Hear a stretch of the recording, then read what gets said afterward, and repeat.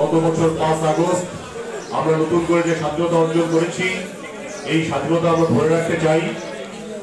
কেননা দীর্ঘ 54 বছর পরে আমাদেরকে নতুন করে স্বাধীনতা অর্জন করতে হয়েছে। প্রিয় ভাইরা, আপনারা জানেন একটি ফ্যাসিস্ট সরকার দীর্ঘ 17 বছর এদেশের মানুষের ঘাড়ে চেপে বসেছিল।